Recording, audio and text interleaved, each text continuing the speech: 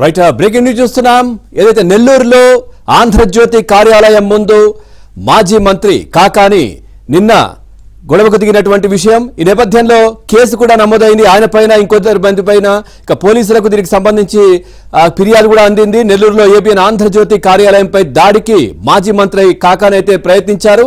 దమ్ముంటే మగాళ్ళైతే బారికేడ్లు దాటి రండి అంటూ కూడా సిబ్బందిని ఇష్టం వచ్చినట్టుగా కూడా మాట్లాడినట్టుగా తెలుస్తోంది. అటు ఏబిఎన్ ఆంధ్రజ్యోతి సిబ్బందిని తీవ్ర స్థాయిలో దూషించినట్టుగా కూడా తెలుస్తోంది. నేపథ్యంలో ఆయన పైన కేసు అయితే నమోదైంది.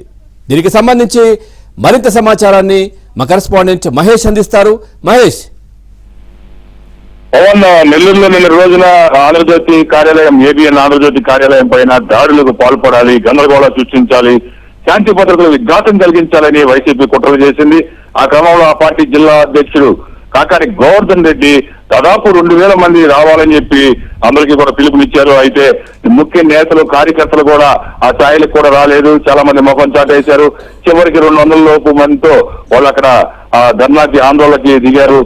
వాళ్ళు కార్యాలయం వద్దకు వచ్చి దాడి చేయడానికి ప్రయత్నిస్తూ ఉంటే పోలీసులు ఇమీడియట్ గా ఈ ఏబిఎన్ ఆంధ్రజ్యోతి కార్యాలయానికి దాదాపు 4 దారులు ఉంటాయి. 4 దారుల వైపు కూడా పోలీసులు మోహరించి శాంతి భద్రతలకు విఘాతం కలిగించకుండా పట్టించుకున్నటువంటి బందోబస్తు ఏర్పాటు చేశారు.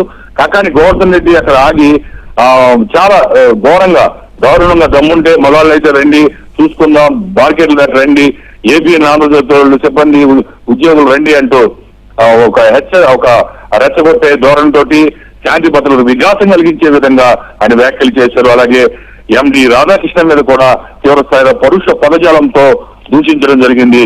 వీటన్నిటికి సంబంధించి ఈ పరిణామాల పైన ఆంధ్రజ్యోతి బిఎం కె హరికృష్ణ నిన్నటి రోజున పోలీసులు ఫిర్యాదు చేయగా పోలీసులు కాకాని గోవర్ధన్ రెడ్డి మరి కొంత పైన కేసు నమోదు చేశారు.